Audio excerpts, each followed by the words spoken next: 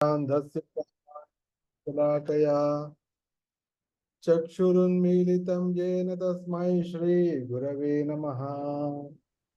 मूकं करोति वाचालं पङ्गुं लङ्घयते गिरिं यत्कृपातमहं वन्दे श्रीगुरुं दीनतारिणं। श्रीचैतन्यमनोभीष्टं स्थापितं येन भूतले स्वयं रूपकदा मह्यं ददाति स्वपदान्तिकं। वन्देऽहं श्रीगुरोर्श्रीतपदकमलं श्रीगुरोर्नवैष्णवांश्च श्रीरूपं साग्रजातं सहगण रघुनाथान्वितं तं सजीवं साद्वैतं सावधूतं परिजनसहितं कृष्णचैतन्यदेवं श्रीराधा कृष्णपादान् सहगण ललिता श्री विशाखान्वितांश्च। नमो विष्णुपादाय कृष्णप्रेष्ठाय भूतले श्रीमते भक्तिवेदान्त स्वामिनिति नामने नमस्ते सारस्वते देवे गौरवाणी प्रचारिणे निर्विशेष शून्यवादी पाश्चात्य देश तारिणे। భాగవత బంధువులందరికీ ప్రేమపూర్వకమైన ఆహ్వానం భాగవత కథా శ్రవణానికి. హరే కృష్ణ ప్రభుజీ ప్రణామములు.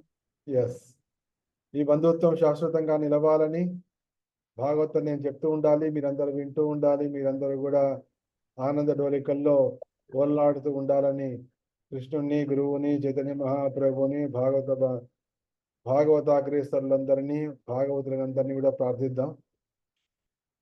వారి అనుగ్రహం ద్వారానే మన అభీష్టాలు నెరవేరుతాయి. వాంఛాకల్పతరుభ్యశ్చ కృపా సింధుభ్య ఏవ చ పతితానాం పావనేభ్యో వైష్ణవేభ్యో నమో నమః. ఎప్పుడైనా సరే వైష్ణవుడు, ఉన్నత వైష్ణవుడు, ఉత్తమ వైష్ణవుడు కనిపించినప్పుడు, అలాగే ప్రభుపాల వారిని మనం దర్శించినప్పుడు మందిరంలో ఈ మంత్రాన్ని తప్పకుండా చదవాలి. వాంఛాకల్పతరుభ్యశ్చ కృపా సింధుభ్య ఏవ చ.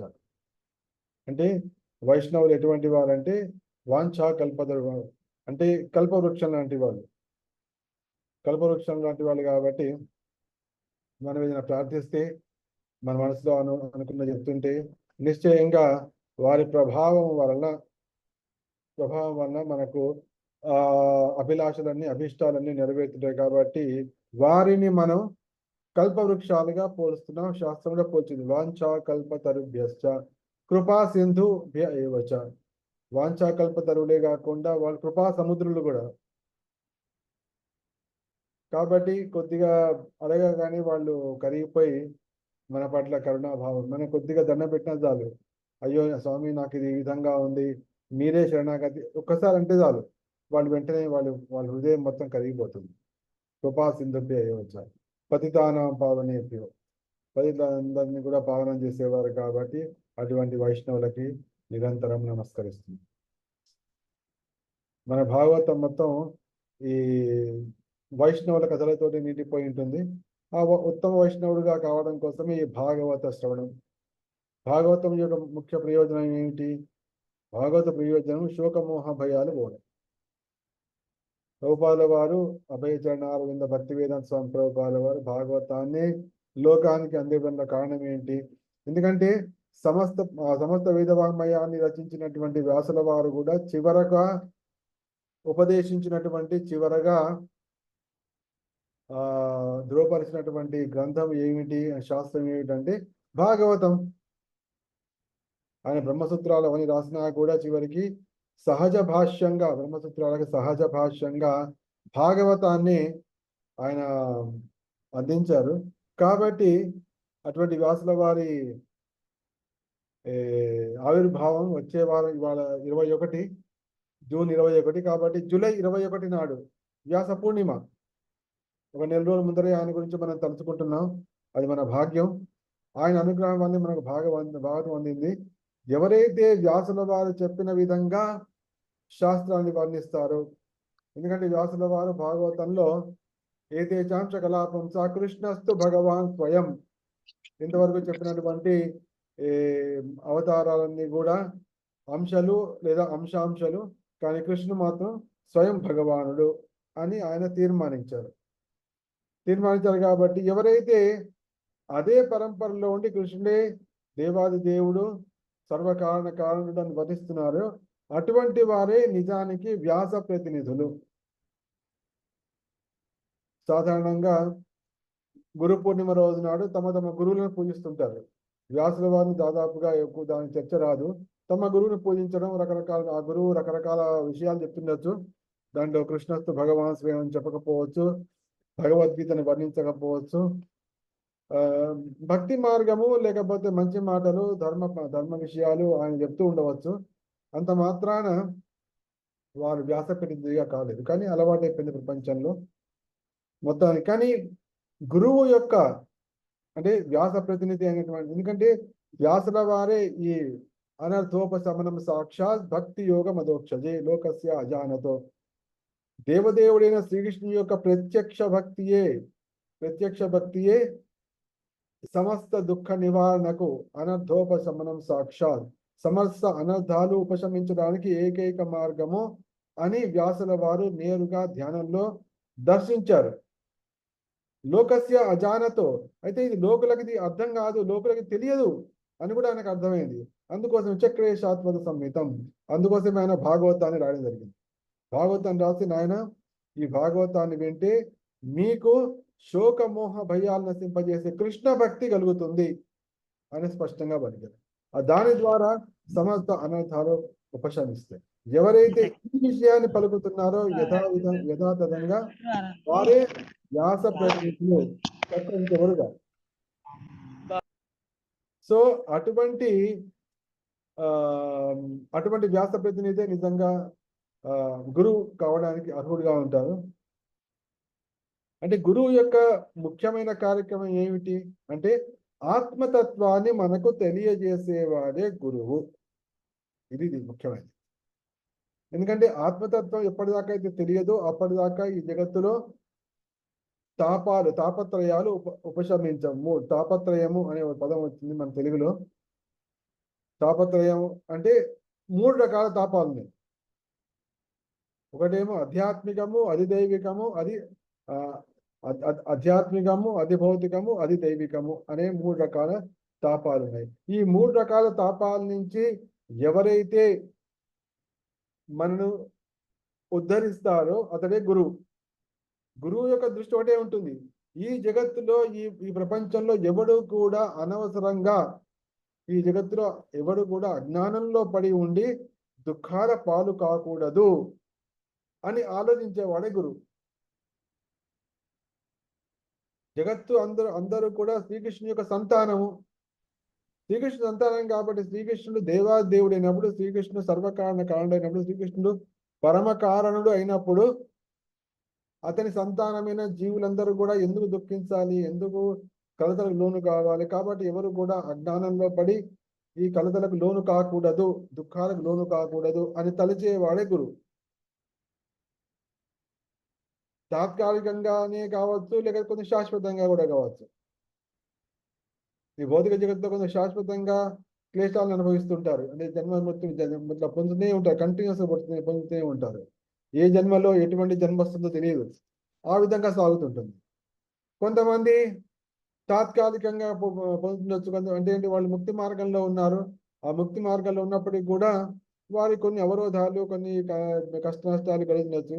కాబట్టి తాత్కాలికంగా అయినా శాశ్వతంగా అయినా కూడా ఎవరు కూడా కలతలు పొందకూడదు, దుఃఖాన్ని అనుభవించకూడదు ఆత్మజ్ఞానం లేకపోవడం వల్ల అని తలచేవాడే గురువు. దీనికి ఒక చక్కటి కథ కూడా ఉంది మనకు. అది చైతన్య మహాప్రభు. ఎప్పుడైతే చైతన్య మహాప్రభు దక్షిణ దేశ యాత్ర కోసం పూరి జగన్నాథ్లో బయలుదేరి మొత్తానికి ఆ ఒరిస్సా బార్డర్ని దాటారు. ఒరిస్సా బార్డర్ని దాటి ఆంధ్రదేశంలో ప్రవేశించారు. ఆంధ్రదేశంలో ప్రవేశించినప్పుడు మొట్టమొదలు దర్శించింది శ్రీ కూర్మనాథుని క్షేత్రంలో ఆయన ప్రవేశించారు. కూర్మనాథుని క్షేత్రంలో ప్రవేశించినప్పుడు అక్కడ స్వామివారిని దర్శించి అక్కడ చక్కగా నృత్య కీర్తనలు తర్వాత చేస్తూనే ఉన్నారు. అంత ఆజానులంబిత పూజలు అయినటువంటి చైతన్య మహాప్రభు బంగారు రంగుతోటి సువర్ణవర్ణ హేమాంగో వరాంగ చందనాంగది అటువంటి రూపంలో ఆయన ఎత్తున ఎగురుతూ నృత్యం చేస్తుంటే అందరూ కూడా ఆశ్చర్యపోయారు. ఆ గ్రామస్తులు, కూర్మ వాళ్ళు కూడా ఆశ్చర్యపోయారు. పూజారి కూడా ఆశ్చర్యపోయాడు. చుట్టుపక్కల నుంచి అందరి గ్రామాల వాళ్ళు వచ్చారు. ఏమిటి, ఒక సన్యాసి వచ్చాడు ఇట్లా నృత్యం చేస్తున్నాడు అని చెప్పి మొట్టమొదటిసారి. ఎందుకంటే ఆంధ్రదేశంలో నృత్యం అనేది సహజం కాదు. అందరూ కూడా పూజలు చేయడము, వ్రతాలు చేయడం, నోములు చేయడం అంత తప్ప సంకీర్తన అనేది అది సుప్రసిద్ధం కాదు. మహారాష్ట్రలో అది ప్రాచుర్యం పొందింది, కానీ అది చైతన్య మహాప్రభు సంప్రదాయం నుండి వచ్చింది. మొత్తానికి ఆ విధంగా సంకీర్తన చాలాసేపు చేసిన తర్వాత ఆయన బాహ్య స్మృతిలోకి వచ్చారు. బాహ్య స్మృతిలోకి వచ్చిన తర్వాత అక్కడ ఉన్న పూజారి, కూర్మనాథుని పూజిస్తున్నటువంటి పూజారి చైతన్య మహాప్రభుకు ప్రసాదం ఇచ్చారు. తర్వాత స్వామివారి పూమాలను ఇచ్చారు, చందనం ఇచ్చారు. అని స్వీకరించిన తర్వాత అందరూ ఆయన నమస్కరించి బయటకు వచ్చారు. బయటికి రాని ఒక బ్రాహ్మణుడు వచ్చాడు. బ్రాహ్మణుడు వచ్చి, ఆ బ్రాహ్మణుడి పేరే కూర్మ బ్రాహ్మణుడు.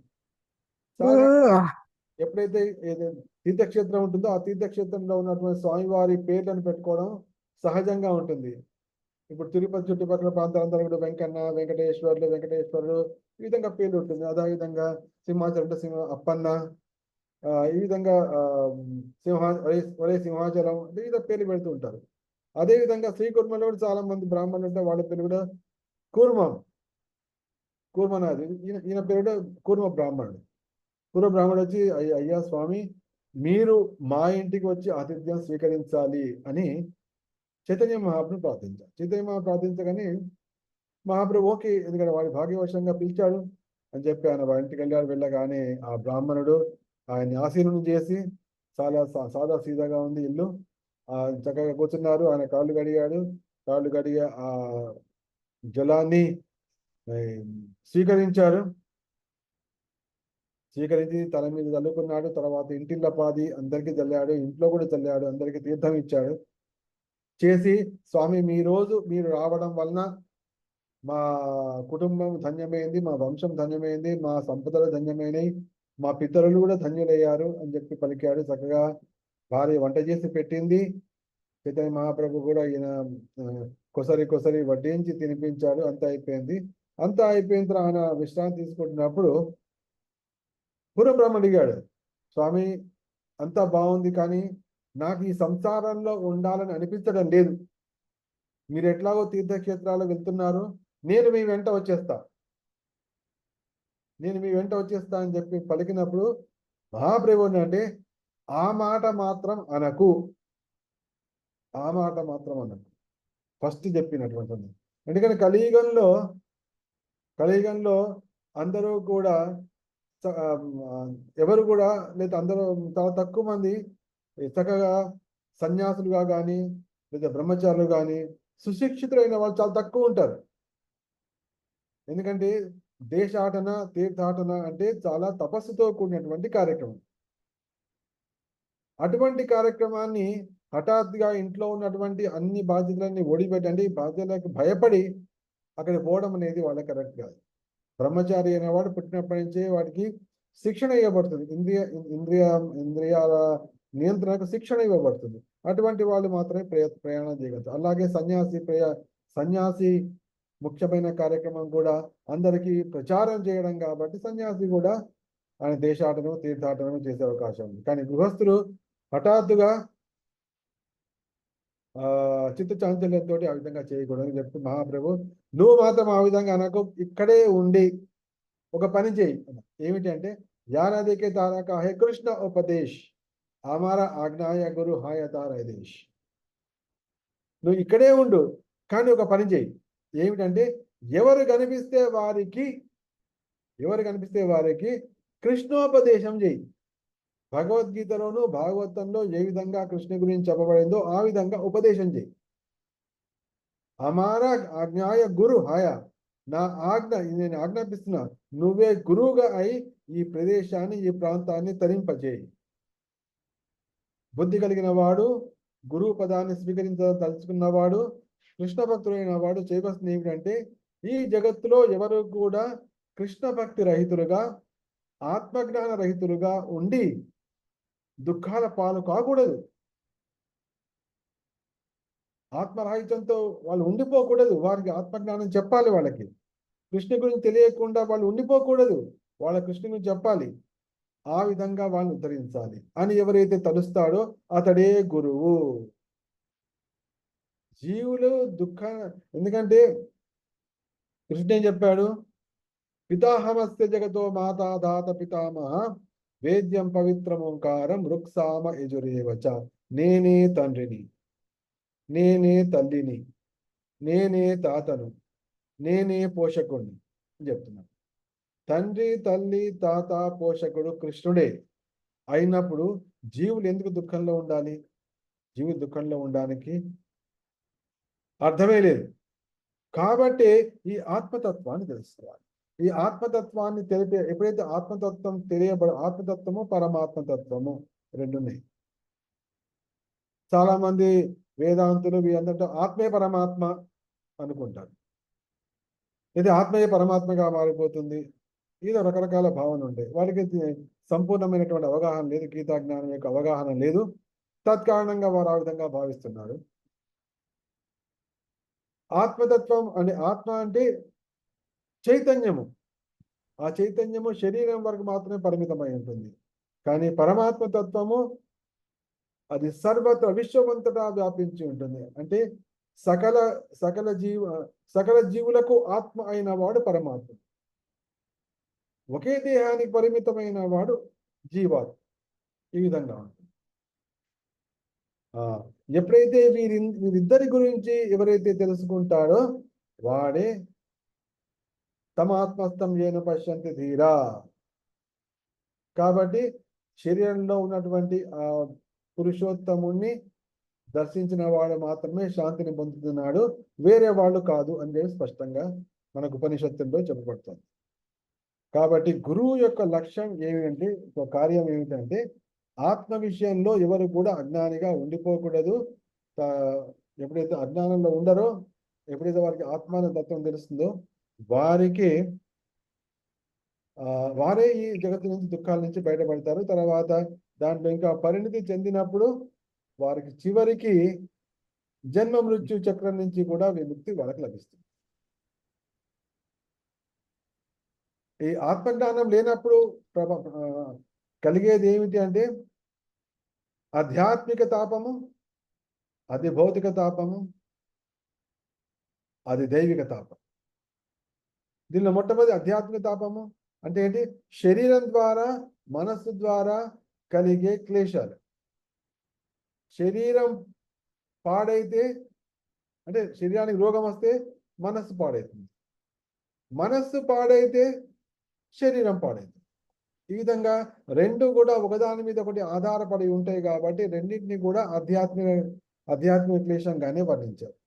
కాబట్టి ఆధ్యాత్మిక మార్గంలో ఎవరైతే ఉన్నారో వారు శరీరం గురించినటువంటి సంపూర్ణ ఎరుకను కలిగి ఉండాలి. దాని పట్ల శ్రద్ధను చూపించాలి. ఎందుకంటే ఈ శరీరంలోనే ఆత్మ, పరమాత్మ ఇద్దరు ఉన్నారు. అయితే ఎప్పుడు కూడా మనం ఈ శరీరానికి యజమానిగా భావించకూడదు. మనము శరీరం గురించి తెలిసిన వారు మాత్రమే. శరీరానికి యజమాని పరమాత్ముడే. అంటే మనం అందరం కూడా ఈ అద్దె ఇళ్లలో ఉన్నాం.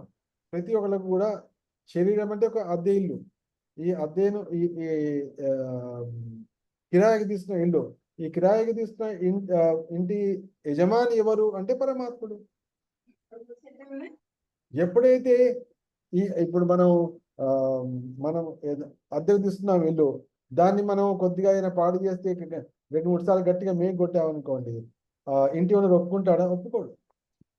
ఏమిటండి మేము ఇచ్చిన ఇల్లు మొత్తం పాడు చేస్తున్నారు అంటాడు. సో అదేవిధంగా మనం బాధ్యతాయుతులమై ఈ శరీరాన్ని మనం చక్కగా పోషించుకోవాలి.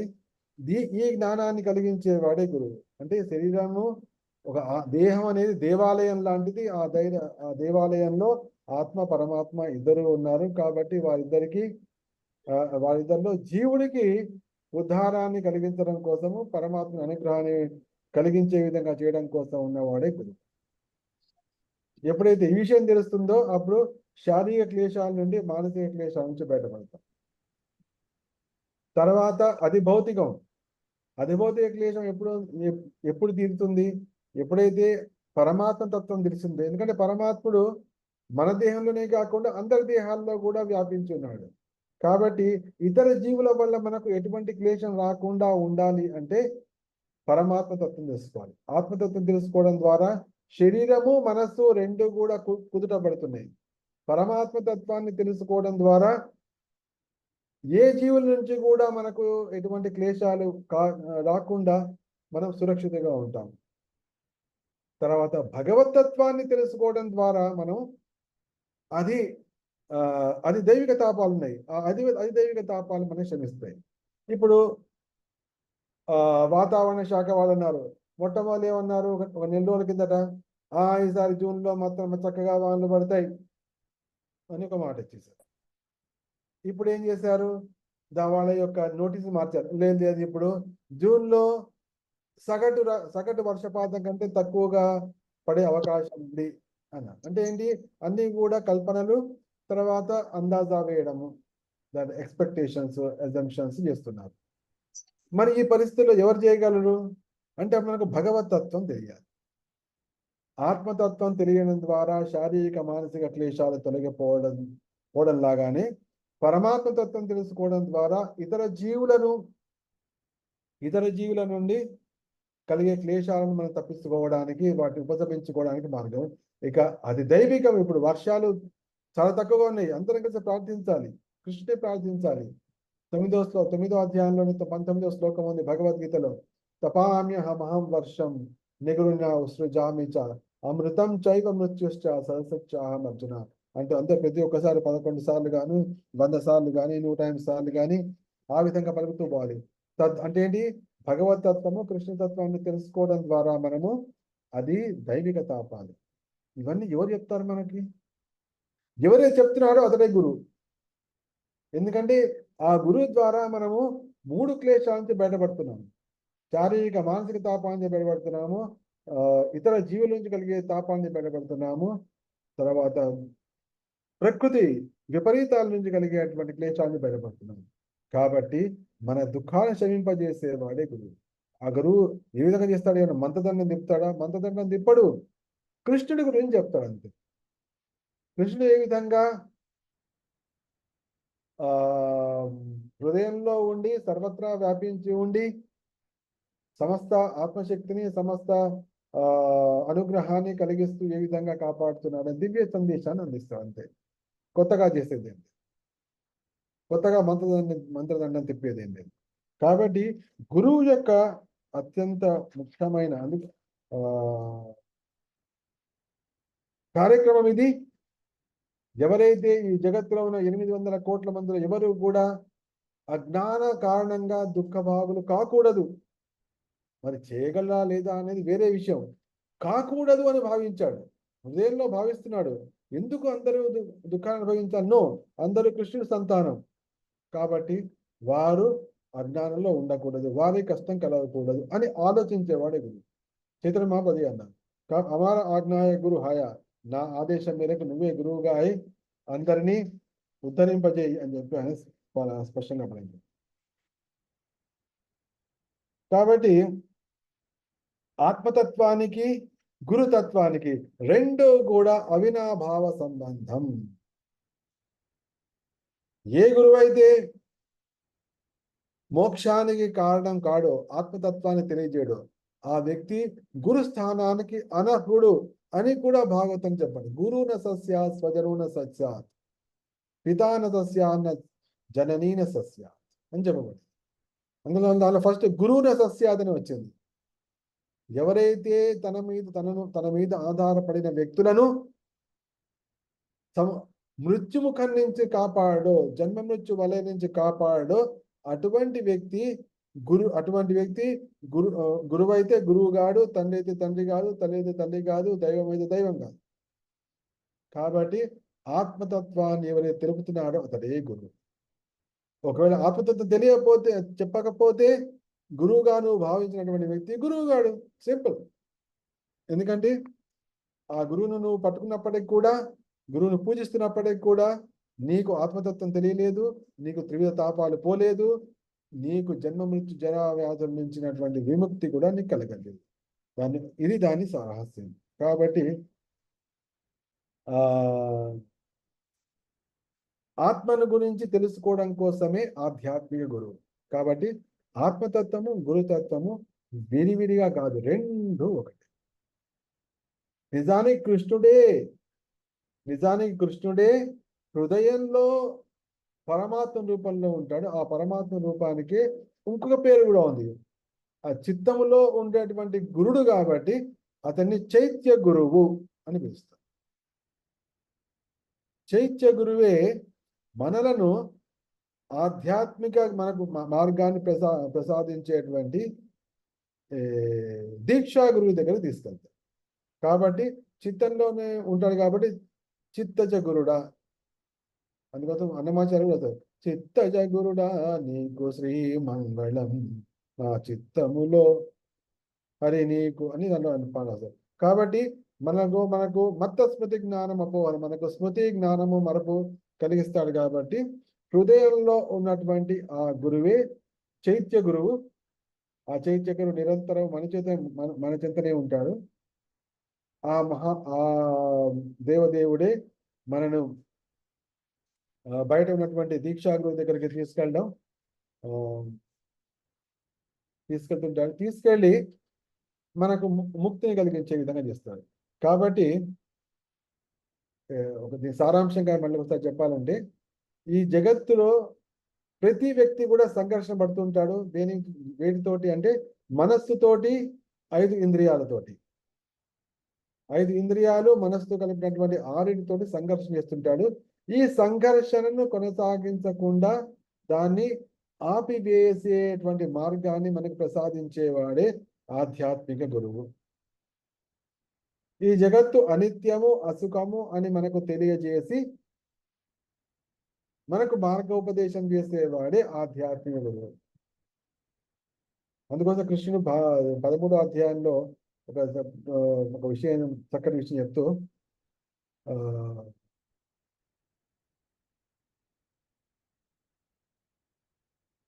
గురువుని నిరంతరము సేవించడం అనేది జ్ఞానానికి గుర్తు అని స్పష్టంగా అర్థం. అంటే ఏంటి? మనకు జ్ఞానాన్ని కలిగిస్తున్నాడు కాబట్టి ఆయన గురువుగా అయ్యాడు. ఆ విధంగా జ్ఞానాన్ని ప్రసాదించేటువంటి గురువును ఆచార్యోపాసనం శౌచం స్థైర్యమాత్మ వినిగ్రహ, అదే ఆచార్యుణ్ణి ఉపాసించడం అనేది జ్ఞానానికి గుర్తు అని కృష్ణభక్తి. కాబట్టి ఈ విధంగా ఆత్మతత్వానికి, గురుతత్వానికి, ఆత్మ జ్ఞానానికి, తర్వాత ఆచార్యోపాసనకి అవినాభావ సంబంధం. దీనిలోకి వచ్చిన వాడు నిజంగా పరమ భాగ్యవంతుడు. ఈ జగత్తులో అతనికి మించినటువంటి భాగ్యవంతుడే ఈ జగత్తులో లేడు.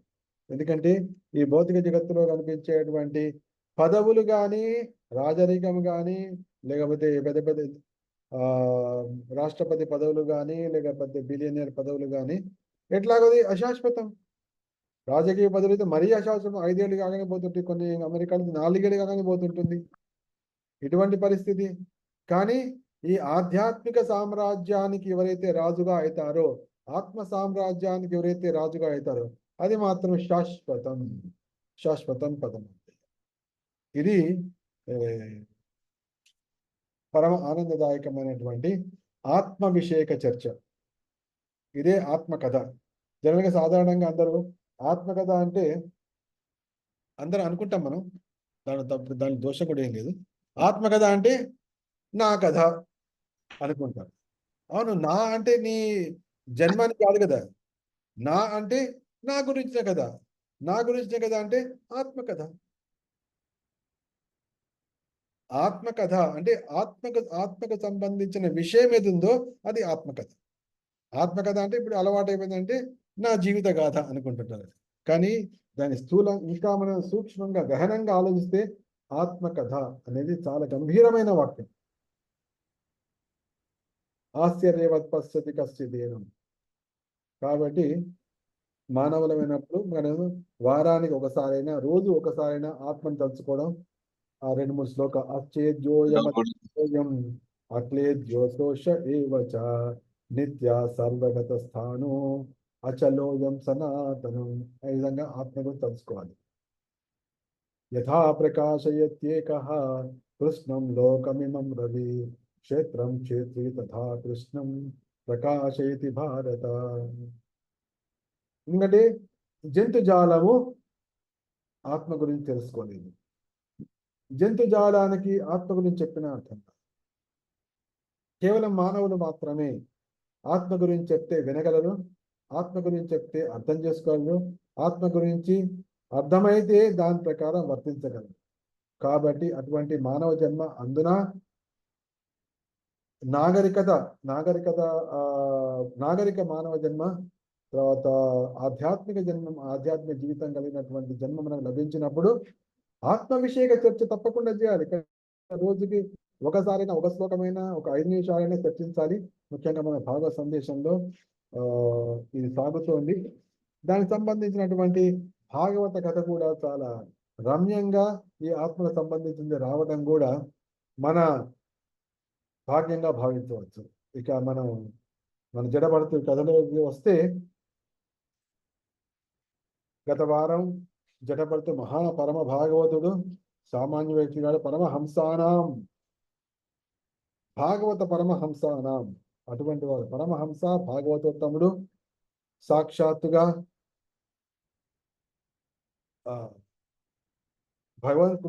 భగవంతుని భగవదవతారమైన వృషభదేవుని కొడుకు. అతనికి ఒక జన్మ గడిచిపోయింది, తర్వాత జింక జన్మ వచ్చింది, తర్వాత ఒక బ్రాహ్మణ జన్మ వచ్చింది. అదే చివరి జన్మ, ఇక బ్రాహ్మణ జన్మ వచ్చింది. అయితే ఈ 3వ జన్మ వచ్చినప్పటికీ కూడా తన జన్మలను, పూర్వజన్మలు ఏమాత్రం మర్చిపోలేదు. ఆత్మదర్శి, తాను సాక్షాత్తుగా ఆత్మను అని తెలుసుకున్న వ్యక్తి. ఆ విధంగా ఉండడం వలన కలిగినటువంటి లాభం ఏమిటో మనం సుఖదేవ్ గోస్వామి ద్వారా తెలుసుకున్నాం. అదేమిటా అంటే, కాబట్టి ఈ ఆత్మ గురించిన చర్చ అనేది ఏదో ఈజీ చైర్ డిస్కషన్, అంటే ఇలా హాయిగా సోఫాలో పడుకుని మాట్లాడుకునే మాటలు, సోఫాలో కూర్చొని చెప్పుకునే కబుర్లు కాదు. ఇది ఏమిటంటే సంపూర్ణంగా అనుభూతం చేసుకోవాల్సిన విషయం. ఆయన ఏమన్నా అంటే, ఆత్మ దేహానికి అన్యంగా ఉంటుంది అని తెలుసుకున్న వాళ్ళు, తత్కారణంగా సుదృఢమైనటువంటి హృదయ గ్రంథిని తెలుసుకున్న వాళ్ళు, దాని ప్రభావంతో సర్వజీవ సంక్షేమము గురించే నిరంతరము ఆలోచించేవారు, ఆత్మను దర్శించిన కారణంగా ఇతరులకు ఏనాడు ఏ క్షణము అపకారము తలపెట్టని వారు అయిన మానవులను, మహానుభావులను, పరమహంసలను, భాగవతులను, భాగవతోత్తములను సుదర్శన చక్రధారి అయినటువంటి శ్రీకృష్ణుడు నిరంతరము రక్షిస్తూ ఉంటాడు అనేటువంటి అద్భుతమైన అటువంటి వాక్యాన్ని సుఖదేవ్ గోస్వామి. చూడండి, ఆత్మతత్వం యొక్క మన గురించిన చింత మనకు అవసరమే లేదు. కేవలం మన ఆత్మకథలో మునిగిపోతే చాలు. మనం ఆత్మకథలో మునిగిపోతే చాలు. మన రక్షణ దానంతరం అదే చూడడం కోసము సుదర్శన చక్రధారి అయినటువంటి కృష్ణుడు నిరంతరము ఉంటాడు అని చెప్తున్నాడు. అటువంటి మహానుభావులు సర్వత్రా భగవత్పాదాలని ఆశ్రయించుంటారు అని చెప్పి, ఒకవేళ వాళ్ళకి శిరచ్ఛేదం కలగబోతోంది అన్న స్థితి వచ్చినప్పటికీ కూడా వాళ్ళు భయపడరు. అది వారి విషయంలో ఏమాత్రం ఆశ్చర్యకరం కాదు అని పలుకుతున్నారు. చూడండి, అన్నమాచార్యులు కూడా స్వామివారిని, అన్నమాచార్యులకి మొట్టమొదలు అక్కడ తిరుపతిలో ఆ సంకల్పం కలిగిన స్వామివారు దీవించారు. తర్వాత ఆయన వైష్ణవ కైంకర్యంలో మునిపాడు. ఫస్ట్ ఇక్కడికి వచ్చి అహోబిలంలో లక్ష్మీ నారసింహుని సన్నిధిలోకి వచ్చి అక్కడ వైష్ణవులను సేవిస్తూ అక్కడ అన్ని శాస్త్రాలు నేర్చుకున్నారు. తర్వాత స్వామి కైంకర్యంలో ఉన్నారు. ఆ విధంగా లక్ష్మీ నరసింహదేవుని సేవలో పూర్తిగా మునిగిపోయాడు. తర్వాత తిరుపతికి వచ్చి అక్కడ ఉండి ఆయన అనేక వేల కీర్తనలు రాయడం ఇవన్నీ ఉన్నాయి. అయితే ఒకసారి ఒక రాజు తన ఆస్థానాన్ని పిలిపించాడు, తన ఆస్థానంలో కొలువు ఇచ్చాడు. కాబట్టి అన్నమాచార్యుల వారు సతీ సమేతంగా వెళ్ళారు, ఉన్నారు. అక్కడ కీర్తన రాస్తూ ఉండేవారు. వెంకటేశ్వర స్వామి మీద. ఒకసారి ఆ శృంగార కీర్తన రాసినప్పుడు ఆ రాజనాడు అటువంటి కీర్తన, అటువంటి శృంగార భరితమైన కీర్తన నా మీద కూడా రాయి అన్నాడు. అది అనూహ్యమైనది, ఆలోచనకి అందరిది ఆ మాట. కాబట్టి నేను ఆ విధంగా చేసే ప్రసక్తి లేదు అన్నాడు. అనగానే రాజుకు ఏముంటుంది, రాజు రజస్తమో గుణాల్లో ఉంటాడు కాబట్టి వెంటనే బంధించాడు, బంధించి దండించబోయాడు. ఆ సమయంలో అన్నమాచార్యుల వారు తాను కొలిసినటువంటి నృసింహదేవుని ప్రార్థించాడు. అప్పుడు ఆ స్వామి వారి అనుగ్రహంతో ఆ సంఖ్యలన్నీ కూడా తెగి కింద పడిపోవడం, అప్పుడు ఆ రాజుకి మహానుభావుని మహిమ అర్థం కావడం, తను క్షమించమని అడగడం, ఆ విధంగా సాగింది. ఇది అద్భుతమైన కథ. కాబట్టి ఆత్మదర్శి అయిన వాడు ఎప్పుడు సురక్షితంగానే ఉంటాడు. కాబట్టి శరీరానికి రక్షణ కలిగించడం కోసం ప్రయత్నాలు ఎన్ని చేసినా కూడా అది మన ఆధీనంలో ఉండదు. కానీ ఆత్మనే అనేది మన స్వయంగా ఆత్మస్వరూపమే. కాబట్టి ఆత్మకథను తెలుసుకోవడం ద్వారా, ఆత్మతత్వాన్ని తెలుసుకోవడం ద్వారా, ఎవరి ద్వారా? అది గురువు ద్వారా సురక్షితంగా ఉంటాము అని మనకు ఒక చివరి కథగా, చివరి మాటగా చిక్కదేవి గోస్వామి పలికారు. ఎందుకంటే అక్కడ జడభరతునికి ఆ దొంగల నాయకుడు వాళ్ళందరూ కూడా శిరచ్ఛేదం చేయబోయారు. ఆ సమయంలో జడభరతుడు కూడా ఏమీ అనలేదు.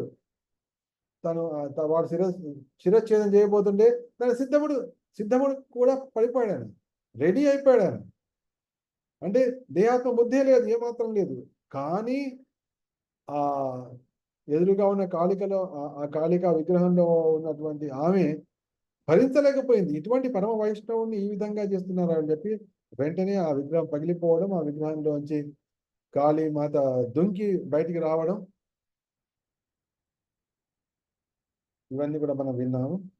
ఈ కథ మనకు ఏమి సూచిస్తోంది, ఏది మనకు స్ఫురింపజేస్తూ అంటే, మానవులమై ఉన్నప్పుడు అందున, కృష్ణ భక్తులమై ఉన్నప్పుడు అందున, భాగవత భక్తులమై ఉన్నప్పుడు అందున, గౌడీయ వైష్ణవులమై ఉన్నప్పుడు ఆత్మతత్వాన్ని సంపూర్ణంగా తెలుసుకోవాలి మనం అనే విషయాన్ని మనకు స్ఫురింపజేస్తోంది.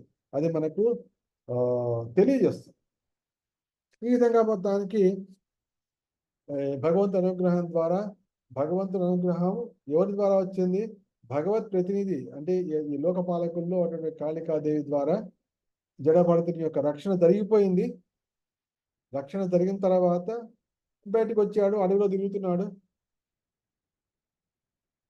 తిరుగుతున్నప్పుడు ఒక సంఘటన జరిగింది. ఏమిటా సంఘటన అంటే, ఒక రహుగణుడు అనే ఒక రాజు ఉన్నాడు.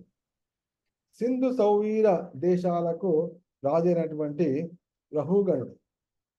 ఆ రహుగణుడు ధార్మికుడు, ఆత్మతత్వం తెలిసిన వాడు, భక్తిపరాయణుడు, ధర్మశీలుడు. ఏదో యుద్ధం కోసం వెళ్ళట్లేదు, కపిలాశ్రమానికి వెళ్తుంది. అంటే ఆ సమయంలో భావం సాత్విక గుణమే ఉంది. అంటే ఆశ్రమానికి వెళ్ళి అక్కడ కాస్త తత్వ విచారణ చేద్దామని అనే సందర్భంలో ఉన్నాడు. ఒక పల్లకిలో కూర్చున్నాడు, శిబికంలో నలుగురు మోస్తున్నారు. అయితే ఆ మోస్తున్నట్టు అదేమో ఇక్షుమతి నదీ తీరం దగ్గరికి వచ్చింది. ఆ సమయంలో ఆ నలుగురిలో ఉన్నటువంటి ఒకడికి ఇది అత్యంత అవసరమైన కార్యక్రమం వచ్చింది, శరీరం బాగాలేదు, ఏదో జరిగింది. మొత్తానికి వాడు ఆ ప్రయాణాన్ని కొనసాగించలేకపోయాడు. ఆ కొనసాగించలేకపోయేటప్పటికల్లా ఒక్కొక్క వ్యక్తి కావాల్సి వచ్చింది. ఎవరు పడితే వారు పల్లకిని మోయలేరు. పల్లకి మోయడం కూడా ఒక కళ, పల్లకి మోయడం కూడా దానికి ఒక నేర్పడితనము ఇవన్నీ ఉంటాయి. కాబట్టి దానికి శరీర దారుఢ్యం కావాలి, కాస్త యువకులే ఉండాలి. అందరూ కూడా ఒకే రకంగా పరుగు తీయాలి, ఒకే విధంగా అడుగులు వేయాలి, ఆ ఊపు కూడా సేమ్ ఒకే విధంగా ఊపు రావాలి, రకరకాలు ఉంటాయి. కాబట్టి వేరే వాళ్ళు ఎవరు లేకపోతే మరి ఎట్లా ఎవరిని తీసుకుందామని చెప్పి అందరు వెతుకుతుంటే జడభరతుడు కనిపించాడు. ఎందుకంటే అప్పుడే ఆ దొంగల గుహ నుంచి బయటకు వచ్చి తిరుగుతున్నాడు. వాడిని పట్టుకున్నారు. పట్టుకొని వచ్చి బాగానే ఉన్నాడు, యువకుడిలాగా ఉన్నాడు, మంచి దృఢంగా ఉన్నాడు, చెప్పిన మాట వినేటట్టే ఉన్నాడు, హైట్ కూడా బాగానే ఉంది అని చెప్పి పద వెళ్ళి ఈ పల్లకిని మోయాలి. ఎందుకంటే ఎప్పుడైనా సరే శరీరంలో అది ఆత్మ తర్వాత భౌతిక తత్వాలు రెండు కలిసి ఉంటాయి. దానిలో మ్యాటర్ అండ్ స్పిరిట్, ఆత్మ అనాత్మ రెండు కూడా కలిసే ఉంటాయి. అయితే ఈ రెండు ఆత్మ అనాత్మ రెండు కలిసే ఉన్నప్పుడు మన దృష్టి గోచరానికి కలిగేది ఏమిటి? అనాత్మ మన ఫస్ట్ కనిపిస్తుంది. ఒక వ్యక్తి ఆత్మస్వరూపుడా ఆత్మదర్శి మనకు ఎట్లా తెలుస్తుందో తెలియదు. ఎప్పటిదాకైతే ఆ వ్యక్తి పలకడో, ఆ నోటి నుంచి ఏ వస్తుందో ఆ వాక్యాన్ని బట్టి అతన్ని బట్టి మాటలను బట్టి చెప్పొచ్చు ఇతడు ఆత్మదర్శియా లేకపోతే లౌకికుడా, లేదా భోగియా లేకపోతే సామాన్యుడా అని ఆ మాటలు విన్న తర్వాత తెలుస్తుంది. ఈయనేమో మన జడభర్తుడేమో మూగవాడిలాగా ఉండేవాడు, చెవిటిలాగా వాడిలాగా ఉండేవాడు, లేదా గుడ్డివాడిలాగా ఉండేవాడు, ఈ విధంగా చేస్తుండేవాడు. కాబట్టి వీడేం మాట్లాడట్లేదు, రా అంటే వస్తున్నాడు, ఇటు రా అంటే అటు వస్తున్నాడు. కాబట్టి వాళ్ళు ఆత్మదర్శిని గుర్తించలేదు. పట్టుకొచ్చారు, దీన్ని మోయి అన్నారు, మోస్తున్నాడు. ఎందుకంటే వినిపిస్తోంది కానీ వినిపించినట్లు చేస్తున్నాడు, అది కాదు. సరే అని తను ఆత్మదర్శి అయినప్పటికీ, భగవంతుడే తన హృదయంలో ఉన్నప్పటికీ తథా మానాపమానయో అంటే భక్తుల యొక్క లక్షణం ఉంటుంది. అదే తథా మానము అపమానము రెండింటిలో కూడా వాళ్ళు సమానంగానే ఉంటారు. కాబట్టి ఏమిటి వీళ్ళు నాతో ఈ పల్లకిని మోయిస్తున్నారు అని నేను ఏమనుకోలేదు. సమయం వస్తే వాళ్ళకి తెలుస్తుంది. అప్పటిదాకా నేను నా గురించి నేను చెప్పుకోవాలి అనుకున్నాడు. పల్లకిని మోయి అన్నాడు, మోస్తున్నాడు. అయితే ఇప్పుడు పల్లకీని మోసే వాళ్ళే ఇప్పుడు సాధారణంగా అటువంటి సేవా కార్యక్రమాలు చేసే వాళ్ళు ఎవరు? సేవా కార్యక్రమాలు చేసే వాళ్ళని శూద్రులు అంటారు. అయితే ఇక్కడ జడభరతుడు ఎవరు? బయటకి శూద్రుల్లా కనిపిస్తుండొచ్చు, ఎందుకంటే బట్టలన్నీ బాసిపోయి ఉన్నాయి. అయితే అదృష్టవశాత్తుగా అంతకుముందే దొంగల నాయకుల వాళ్ళు స్నానం చేయించారు, కొత్త పట్టేశారు. కాబట్టి ఆ విధంగా డ్రెస్ బాగానే ఉంది. మొత్తానికి బ్రాహ్మణ హృదయము ఆత్మ దర్శించినటువంటి హృదయం అది. నడుస్తుంటే ఆ రహదారి మార్గంలో చీమలు ఉన్నాయి, మొత్తం గండు చీమలు. అయితే అవి అక్కడక్కడ ఉన్నాయి. అవి కనిపించినప్పుడల్లా కొద్ది ఆగడము, లేదా కాలు అటేయడము, కాలు ఇటు వేయడము, ఈ విధంగా చేయటప్పటికల్లా మిగిలిన ముగ్గురు బోయిలతో వాళ్ళ యొక్క వేగాన్ని అందుకోలేకపోయారు. ఎందుకంటే తప్పించుకోవాలనుకుంటున్నాడు, దాంతో ఆ ఊపు ఆగిపోయింది. ఒక పద్ధతి ప్రకారం ఆ పల్లకి సాగాలి, అది సాగలేకపోతుంది. అంతేకాకుండా ప్రతీక్ష ఆగినట్టయితోంది. కాబట్టి మొత్తానికి ఆ పల్లకీలో ఊపులు మొదలైనవి. వెంటనే లోపల ఉన్నాడు ఎవరు? లోపల ఉన్నవాడు రఘుగణుడు, ధర్మపరుడే. ప్రస్తుతము సత్వగుణంలోనే ఉన్నాడు, ఎందుకంటే ఆశ్రమానికి వెళ్తున్నాడు. కానీ రాజు అనేటప్పటికీ రజస్తమో గుణాలు ఉంటాయి, రజోగుణం ఉంటుంది. ఎందుకంటే నేను రాజును అని ఉంటుంది. ఏమైనా తప్పు చేస్తే వెంటనే దండించాలి, తిట్టాలి అనే ఉంటుంది. తమో గుణం కూడా ఉంటుంది. వెంటనే ఎప్పుడైతే పల్లకి ఆ విధంగా ఊగడం మొదలుపెట్టిందో, ఏమిటి పల్లకి సరిగ్గా మోలేకపోతున్నారు, ఇది మొత్తం ఊగిపోతోంది, సావధానంగా నడవండి అని గట్టిగా.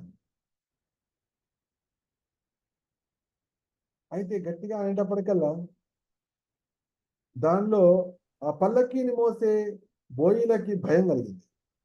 ఎందుకంటే వాళ్ళు శూద్రులు కాబట్టి వాళ్ళకి కొంత తెలివి ఉంటుంది. తమ ప్రభువుకు కోపం వచ్చిందా, సంతోషం కలిగిందా, సంతృప్తి కలిగిందా అనే విషయం శూద్రులకు చక్కగా తెలిసిపోతుంది. పని తప్పించుకోవడానికి కూడా వాళ్ళు సిద్ధంగా ఉంటారు.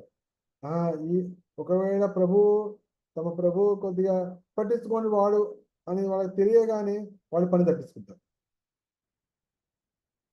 కోపం చూపిస్తున్నట్టున్నాడు అనగానే వాళ్ళు సావధానం అయిపోతారు. అంటే వాళ్ళకి శూద్రుడిగా వాళ్ళకి ఆ లక్షణాలు, ఆ తెలివి వాళ్ళకి ఇవ్వబడుతుంది. వెంటనే వాళ్ళకి అర్థమైపోయింది.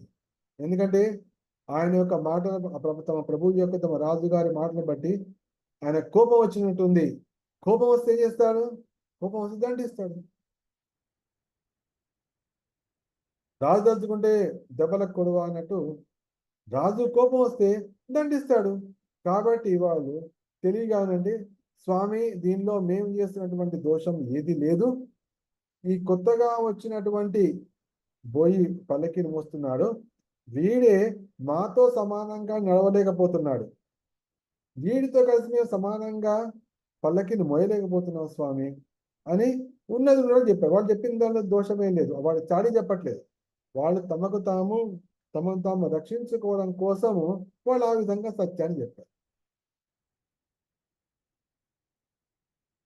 ఒక్కోసారి మన జీవితంలో కూడా ఆ విధంగా శూద్రులతో పాటే కలిసి పనిచేయవలసి వస్తుంటుంది. ఎందుకంటే ఆ వ్యక్తి ముఖ్యంగా మనకు క్షీరసాగర మథనంలో కూడా ఇటువంటి విషయం వస్తుంది. అక్కడ దేవతలు దానవులు కూడా కలిసి పనిచేయాల్సి వచ్చింది. భగవంతుడు ఫస్ట్ చెప్పాడు, ఇప్పుడు ఇప్పుడు మీకు అమృతం, మీరు అమరులు కావాలంటే మీరు అమృతం తాగాలి. మీ ఒక్కల వల్ల అయ్యే పని కాదు అది. అది క్షీరసాగరాన్ని మథించాలి. మథించడంలో అమృతం వస్తుంది. ఆ అమృతాన్ని ఎప్పుడు మీరు పానం చేస్తారో అప్పుడు మీరు అమరులు అవుతారు అని భగవంతుడు ఫస్టే విష్ణు భగవాన్ మొట్టమొదటి దేవతలు చెప్పాడు. అప్పుడు బలి మహారాజు దేవతలకు అధిపతి వెళ్ళా, ఇంద్రుడు దేవతలకు అధిపతి, దేవతలందరూ కలిసి ఇంద్రుడితో పాటుగా బలి మహారాజు దగ్గరికి వెళ్ళి సంధి చేసుకున్నారు. అంటే ఏంటి? ఆ క్షీరసాగర మథనం అనేది దేవదానవులు కలిసి కలిసి పనిచేసినటువంటి కార్యక్రమం. అయితే భగవంతుడు మొట్టమొదటి చెప్పాడు, మీ ఇద్దరు కలిసి పని చేయండి, కానీ నేను మీకు ధైర్యం చెప్తున్నా ఏమిటంటే, మీరిద్దరికి కలిసి పని చేస్తున్నా ఫలితం మాత్రం మీకే వస్తుంది, వాళ్ళకి మాత్రం నిష్ఫలము అని భగవంతుడు మొట్టమొదటి చెప్పాడు. అంటే ఏంటి? ఫలితం ముందే తెలిసినటువంటి కార్యం ఏమిటి అంటే క్షీరసాగర మథనం. ఫలితం ముందే తెలిసినటువంటి కార్యం ఏమిటి అంటే కురుక్షేత్ర మహారణం. అంత కృష్ణ ఫస్ట్ చెప్పేశాడు, ద్రోణంచ భీష్మంచ జయద్రథంచ వీళ్ళంతా నేను ఎప్పుడు చంపేశా, మయా హతస్త్వం జహిమావ్యధిష్ట, వీళ్ళందరినీ నేను ఆల్రెడీ చంపేస్తా, కాబట్టి నువ్వు భయపడకు, యుద్ధం చేయి, విజయాన్ని పొందు అని ఫస్ట్ చెప్పారు.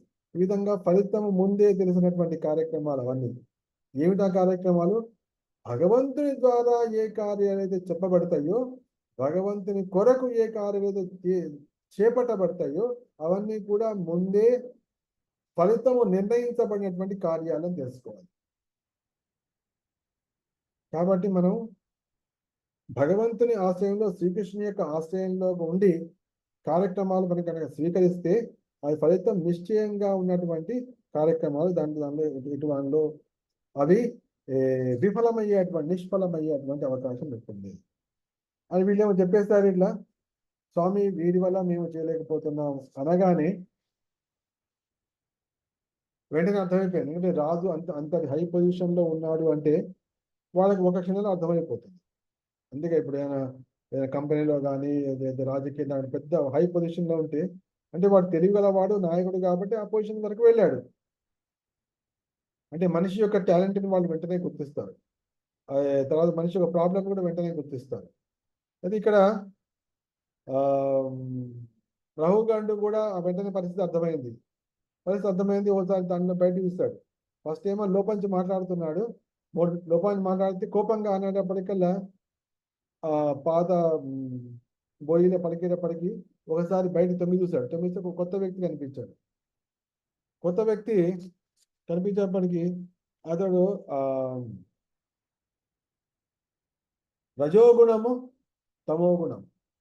రజోగుణం ఏమిటి అంటే నేను అధిపతిని అనేది రజోగుణం. వావి వరసలు చిన్న పెద్ద తేడా లేకుండా అందరినీ నిందించడము, దండించడము, దూషించడము అని తమోగుణం. ఈ రజస్తమో గుణాలకి లోనై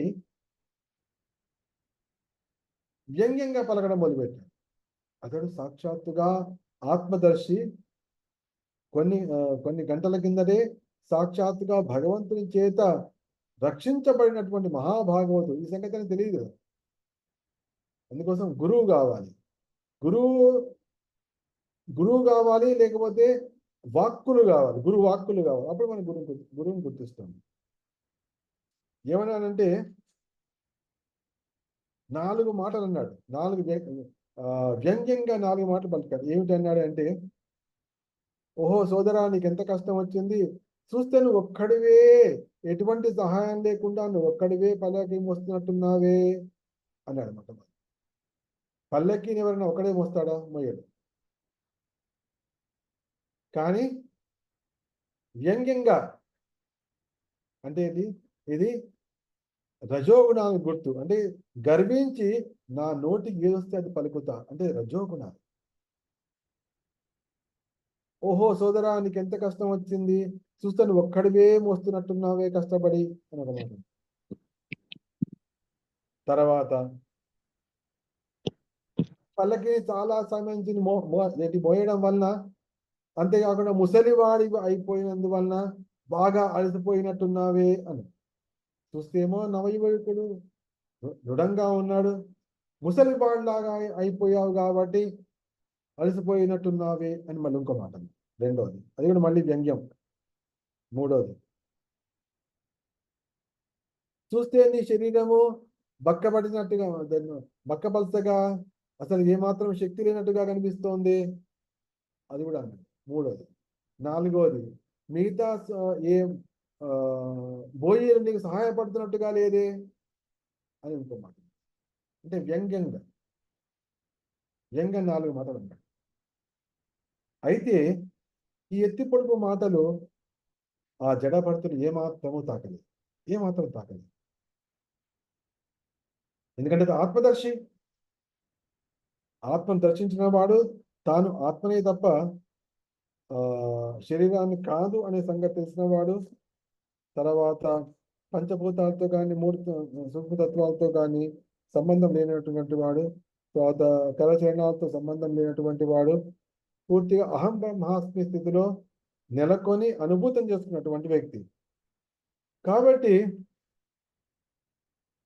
ఎటువంటి మారు మాట పలకకుండా మళ్ళీ తన పనే చేసుకోవడం మొదలుపెట్టాడు.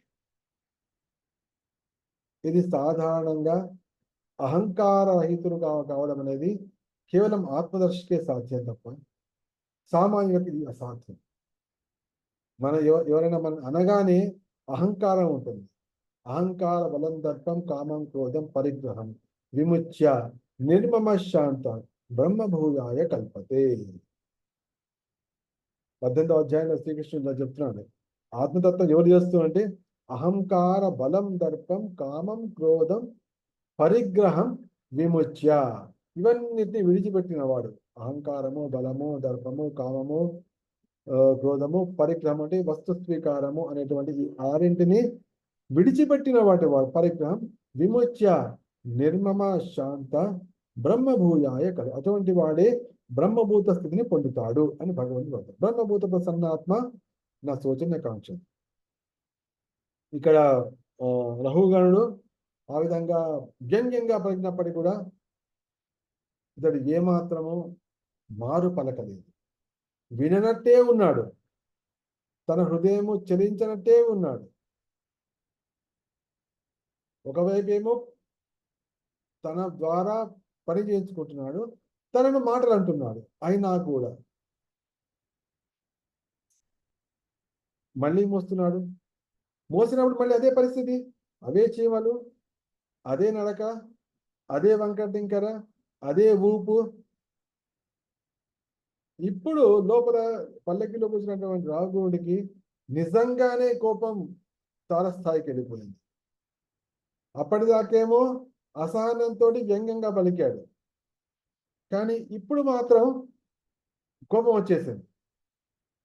క్రోధాత్ భవతి సమ్మోహ, సమ్మోహ స్మృతి విభ్రమ, స్మృతి భ్రంశ బుద్ధినాశ, బుద్ధినాశ ప్రణశ్య.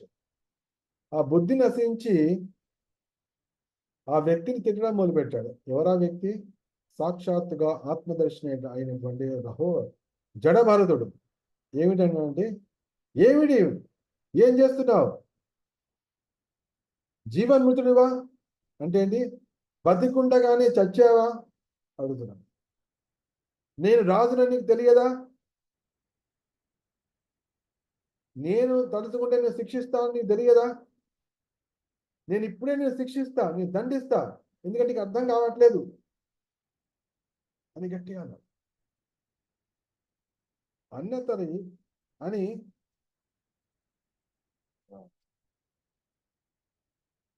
మరి జడభరతుడు ఎటువంటి వాడు అంటే సాక్షాత్తుగా ఆత్మదర్శి, భగవంతునికి అత్యంత ప్రియమైన నిలయము వంటి వాడు.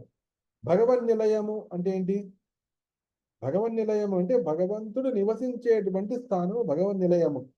అదే భగవన్ మందిరము. సామాన్యుల హృదయంలో అహంకారము, మమకారము లాంటివి ఉంటాయి కాబట్టి అది భగవన్ నిలయం కాదు. అది దోష నిలయము, మాత్సర్య నిలయము. కానీ భక్తులు ఆ విధంగా కాదు. వాళ్ళేమో గోవింద నిలయం, వాళ్ళది గోవింద నిలయం వాళ్ళది ఉంటుంది. కాబట్టి ఇక్కడ ఇక్కడ జడభరతుడు సాక్షాత్తుగా భగవన్ నిలయం వంటి వాడు. కానీ రహుగణుడికి మహానుభావుల పరిస్థితి కానీ ఆత్మతత్తుల పరిస్థితి కానీ తెలియనటువంటి వాడు. కాబట్టి ఇప్పుడు ఏం చేయాలంటే తానే ఇంత చైతన్య మహాప్రభు చెప్పినట్టుగా, ఎందుకంటే ఇది ఆచరితే శ్రేష్ఠ తత్వదేవి తరోజన సయత్ ప్రమాణం కురితే. ఎందుకంటే రాజే ఈ విధంగా వ్యవహరిస్తే దేశం మొత్తం పాడైపోయే అవకాశం ఉంటుంది. కాబట్టి రాజుకు ఇక్కడ ఉపదేశం చేయవలసిన అవసరం ఉంది అని వెంటనే జడభరతుడు మందహాసం చేశాడు. అంటే ఏంటి? మొట్టమొదలు తను వ్యంగ్యంగా పలికినా ఏమనలేదు, ఇప్పుడే తిట్టాడు డైరెక్ట్గా, నేను ఇప్పుడు దండిస్తాను అన్నాడు. అన్నా కూడా ప్రహసన్నివా, నవ్వుతూ మందహాసం అంటే ఏంటి? ఏమాత్రము హృదయము క్షుభితం కాకుండా, ఏమాత్రం క్షుభితం కాకుండా మందహాసం చేసి ఉపదేశం చేయడం మొదలు. ఎందుకంటే ఇప్పుడు ఆ రహుగణుడు ఒక ఆశ్రమానికి వెళ్తున్నాడు. గురువు గారు అక్కడెక్కడో ఉన్నారు. అక్కడెక్కడో ఉన్న గురువు గారు కలిసే లోపల ఇతడు అనేకమైన దోషాలు చేసే అవకాశం ఉంది, అపరాధాలు చేసే అవకాశం ఉంది.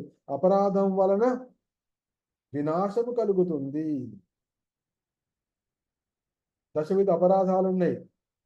భగవద్భక్తి చేయడంలో, భగవన్నామాన్ని పలకడంలో దశవిధ అపరాధాలు ఉన్నాయి. ఈ దశవిధ అపరాధాలను పరిహరించుకుంటూ, వాటిని తప్పించుకుంటూ హరినామాన్ని చేయాలి. అనేక మంది సంకీర్తనలు చేస్తుంటారు, చోట రాత్రిలో వాళ్ళు కీర్తన చేస్తుంటారు, అయినా కూడా ఫలితం లభించకపోవచ్చు. ఎందుకు అంటే అది అపరాధయుతంగా ఉన్నటువంటి దాన్ని నామాపరాధ స్థితి అంటారు. నామం పలుకుతున్నాడు కానీ అపరాధం జరిగిపోతుంది తెలియకుండానే. తెలిసేది అపరాధం కాదు, అది నామాపరాధ స్థితి. అందుకోసం వాళ్ళకి ఫలితం రాదు. కాబట్టి ఇక్కడ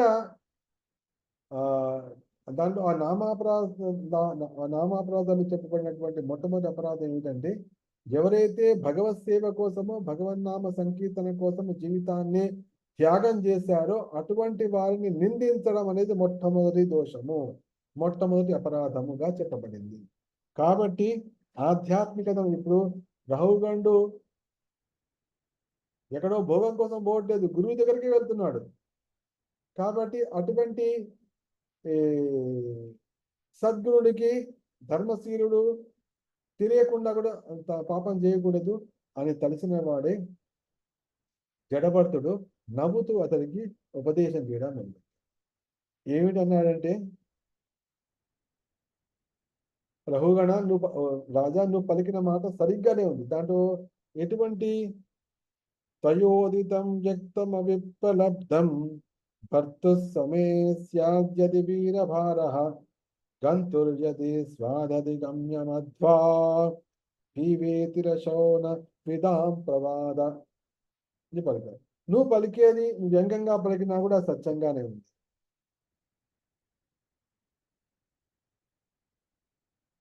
నువ్వేమన్నావు? నేను అలసిపోయాను, అలసిపోయావా అన్నావు. అవును, శరీరం అలసిపోయి ఉండవచ్చు, కానీ నేను శరీరాన్ని కాదు. మోయలేకపోతున్నావా అన్నావు. మోసేది నా శరీరమే కానీ నేను కాదు. తర్వాత ఆ నేను లావుగా ఏంటి బక్క చిక్కిపోయినావు అని కూడా అన్నావు. ఇవన్నీ కూడా ఆత్మకు సంబంధించినవి కాదు. తర్వాత ఆ నువ్వు నన్ను దండిస్తా అని కూడా అన్నావు. నువ్వు ఆత్మను నువ్వు దండించలేవు, శరీరాన్ని నువ్వు దండించవచ్చు. ఇటువంటి పరిస్థితి. కాబట్టి నువ్వు పలికింది సత్యమే ఉంది. కాబట్టి అది నా హృదయాన్ని తాకలేకపోయింది, అది నాకు క్షోభని కలిగించలేకపోయింది. ఈ విధంగా అయితే లావు, సన్నము, మనసు బాగలేకపోవడము, అకష్టము, దప్పిక, ఆకలి, కోట్లాటలు, భౌతిక సుఖవాంఛలు, ముసలితనము, నిద్ర, సంపత్తులు, ఆసక్తి, క్రోధము, శోకము, ఇవన్నీ కూడా భౌతిక వాతావరణ రూపాంతరం. దేహాత్మలో మునిగిన వాడు విడిచే ప్రభావితం అవుతాడు. కానీ నేను దేహానికి అన్యంగా ఉన్నటువంటి ఆత్మస్వరూపుణ్ణి కాబట్టి నేను వీటి వల్ల ప్రభావితుడిని కావట్లేదు అని పలకడం మొదలుపెట్టాను. ఈ విధంగా ఒక్కొక్క మాట అంటున్నా కొద్దీ లోపల కూర్చుంటున్న వ్యక్తిలో క్షణానికి మార్పు రావడం ఉంటుంది. ఏమిటి ఈ వ్యక్తి ఎవరైతే సాధారణంగా పల్లకి మోసేవాడు అనుకుంటున్నా కానీ ఈ వ్యక్తి ఈ విధంగా పలుకుతున్నాడే. ఒకవైపు చూస్తే నా పలుకులతో ప్రభావితులు కానట్టుగా అనిపించింది. దానికి తోడుగా అతడు పలుకుతున్నటువంటి మాట నిజంగానే ఇతడు ప్రభావితులు కానట్టుగా కనిపిస్తోంది అని లోపల అనుకుంటున్నాడు. ఇంకా జీవన్మృతత్వం నియమేన రాజన్ ఆద్యంత వికృతస్య దృష్టం స్వాస్యామ్య భావో ధ్రువ ఈడ్య యత్రా తర్హ్యుచ్యతే స్వవిధికృత్య యోగ. ఈ విధంగా పలుకుతున్నాడు. నువ్వు నన్ను జీవన్మృతుడవా, చచ్చావా, బతుకున్నావా అన్నావు. నేను రాజును, నువ్వు భృత్యుడవు అన్నావు. ఇవన్నీ కూడా తాత్కాలికమైనవి. ఇవాళ నువ్వు రాజువి, నేను సేవకుడిని కావచ్చు, కానీ రేపు నువ్వు సేవకుడివి, నేను రాజును కావచ్చు. నువ్వు వచ్చి నా కాళ్ళ మీద పడవచ్చు. ఇప్పుడు నా కాళ్ళ మీద పడవు నువ్వు అంటున్నావు, కానీ రేపు నువ్వే నా కాళ్ళ మీద పడవచ్చు. కాబట్టి ఇవన్నీ కూడా తాత్కాలికమైన పరిస్థితులు మాత్రమే. ఈ విషయం గుర్తుంచుకో అని ఇంకా ముందు చెప్తున్నారు. ఆ వివరాలన్నీ కూడా మనం వచ్చే వారం విందాం. ఈ విధంగా ఆత్మతత్వము, ఆత్మకథ అనేది చాలా స్ఫూర్తిదాయకమైనది, చాలా మంగళదాయకమైనది, చాలా శక్తివంతమైనది. మనను ఆత్మబలంతో నింపేది, మనను ఆత్మ శక్తితో మనల్ని నింపేది, మనను త్రివిధ తాపాల నుండి కాపాడేది, మనను పూర్తిగా కృష్ణ శరణాగతులం చేసేది. తర్వాత మనకు గురుస్థానాన్ని ఎందుకంటే ఆ స్థితికి వచ్చినప్పుడే మనము ఎవరికైనా కూడా కృష్ణతత్వాన్ని చెప్పగలుగుతాం. అప్పుడే మనం వాళ్ళకి కృష్ణ భక్తి మార్గాన్ని ప్రసాదించగలుగుతాం. కాబట్టి సాధకులుగా, తర్వాత ముముక్షువులుగా మనం నిశ్చయంగా ఈ ఆత్మతత్వం గురించినటువంటి చర్చ చేయాలి, వినాలి, పలకాలి. తద్వారా మనం వాంఛిత ఫలితాన్ని మనం పొందగలుగుతాం. శ్రీమద్ భాగవత గ్రంథరాజ్ కీ జై. ఏమైనా ప్రశ్నలు ఉంటే అడగచ్చు, ఏమైనా డౌట్స్ ఉన్నా.